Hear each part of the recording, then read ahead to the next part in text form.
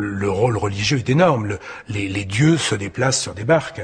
Le soleil se déplace dans la journée. Il se déplace sur une barque, il se diurne, il se déplace le soir sur un île souterrain, sur une barque de la nuit, etc. Donc évidemment, l'image même d'une île a généré, on va dire, énormément de choses, y compris, par exemple, même les cosmogonies, la création du monde. Ils avaient sous les yeux, ils avaient chaque année cette immense étendue d'eau qui recouvrait tout et qui a donné cette très belle image de l'océan primordial.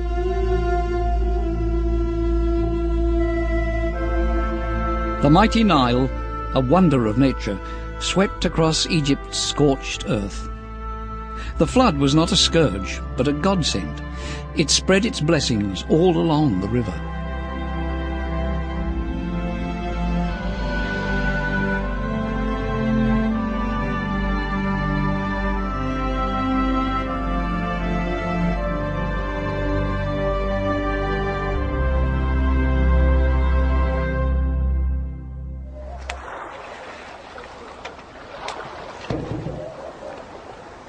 Modern Egypt has inherited this natural treasure. It too is sustained by the Nile. 6,000 years ago, the banks of the Nile saw the birth of early agriculture. As new techniques developed, so did Egyptian civilization. Production increased. Egyptian farmers grew barley, wheat and flax. They produced the wine and beer they loved. They were goat herds and cow herds. 3,000 years before Christ, Upper and Lower Egypt were united. From then on, all the peasants shared the same culture. There were not yet any large cities, but the emergence of ceramics and pottery and of large ceremonial centres reflects the influence of a centralised government. Thousands of villages appeared in the valley. At the same time, the spoken word was recorded in inscriptions invoking the gods. Writing, born out of worship, was spread by commerce along the Nile, the natural route for travellers and traders.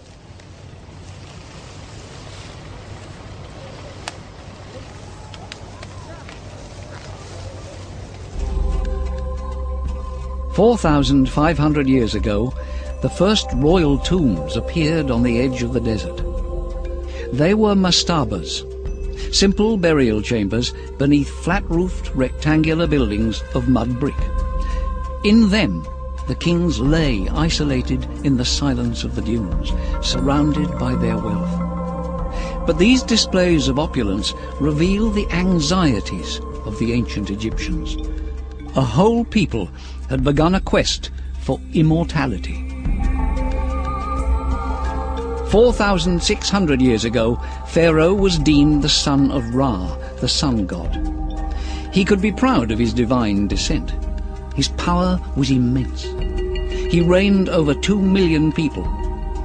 His last resting place soared toward the heavens. It consorted with the sun. It was a symbol of perfection. This was the golden age of ancient Egypt. Today, it's hard to imagine the wonder of the scholars who accompanied Napoleon to Egypt in 1798. That campaign led to the Western world's rediscovery of these extraordinary monuments.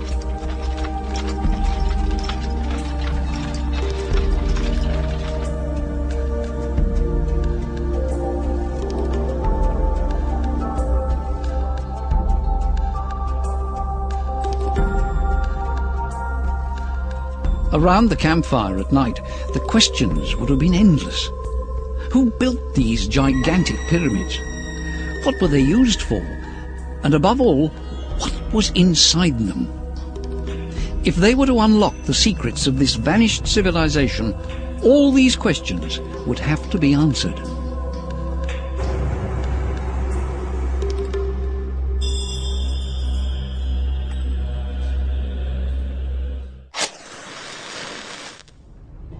Small parties of surveyors, architects and mathematicians, wearing high boots and woolen uniforms with gold buttons, ventured deep into the suffocating heat of the largest pyramid. With only candles to light their way, it took them hours to work their way through the immense labyrinth. but they came up with the first answers to the puzzles of the pyramids. According to Napoleon's engineers, the largest of the three pyramids was 230 meters long. It was 147 meters high, the equivalent of a 40-story building. Construction of the mausoleum had required great technical precision. The angles at the base were exactly 90 degrees, and the four sides were exactly aligned with the 4 points of the compass.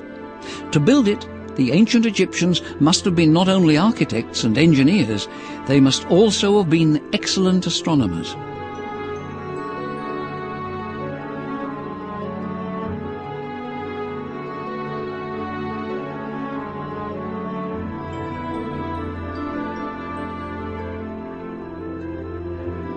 The pyramid was built with 3 million blocks of stone, each weighing over 2.5 tons, and it stood on a base of carved granite. 2 chambers, one above the other, lay in its centre. Legend had it that the larger was the king's.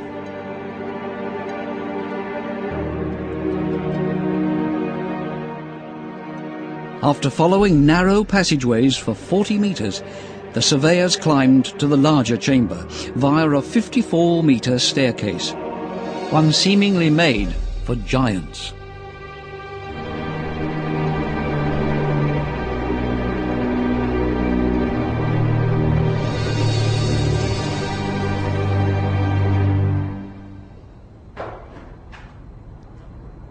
Here, the carved blocks fitted perfectly, without the slightest gap.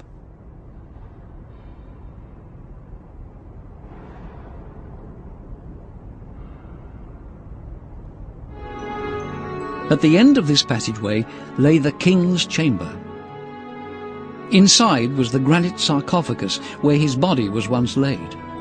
But all other traces of the past had vanished. Nothing remained of the ancient splendour.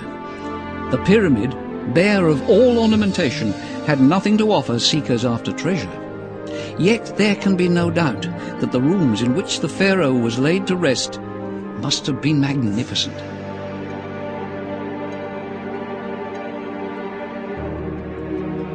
For a long time, no one suspected that just over the heads of the visitors to the royal tomb, there were discharge chambers supporting the weight of the tons of stone.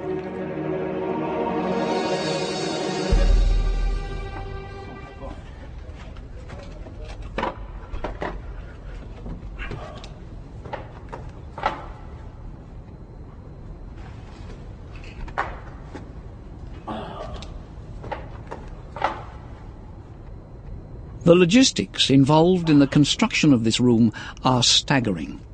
It used 9-meter slabs, each weighing several tons.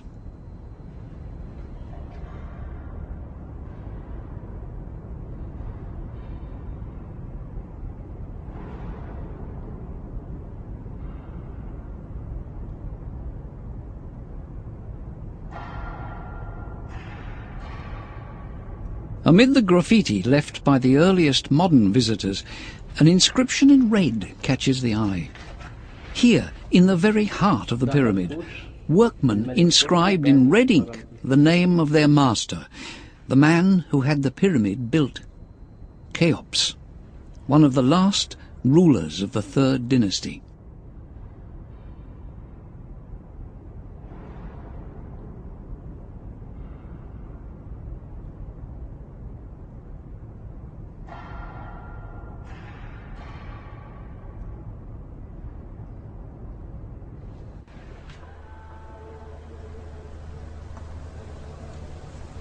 Were the pyramids the pharaoh's houses of eternity?